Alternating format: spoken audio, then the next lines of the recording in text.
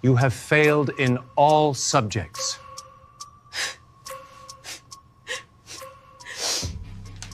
What would you do if your professor failed you simply because of the color of your skin, not knowing you'd already achieved more than most PhD graduates ever would?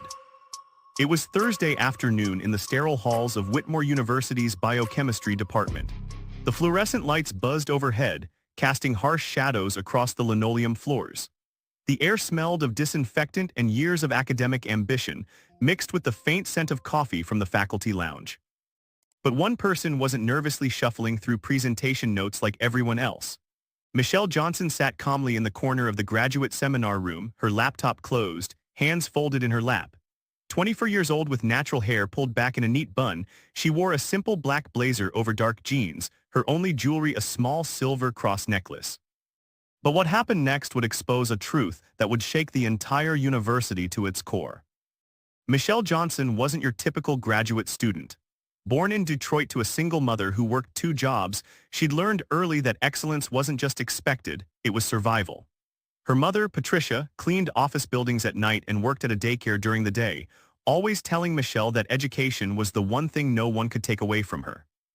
Michelle had earned a full ride to MIT for her undergraduate degree, graduating summa cum laude with a degree in biochemistry. She spent her mornings in the lab running protein analyses, her afternoons tutoring undergraduates who struggled with organic chemistry, and her evenings writing research papers that most professors twice her age couldn't comprehend. She survived on 4 hours of sleep, instant coffee, and an unshakable belief that her work could help save lives. Most people saw a young black woman trying to make it in a predominantly white field. Professors often spoke slower when addressing her, as if she couldn't keep up with complex scientific concepts. Fellow students sometimes asked if she was there on special programs or if the coursework was too challenging. But Michelle had already published 5 peer-reviewed papers in top-tier journals, had her research cited by leading scientists worldwide, and was being courted by pharmaceutical companies who wanted to license her innovative protein synthesis methods.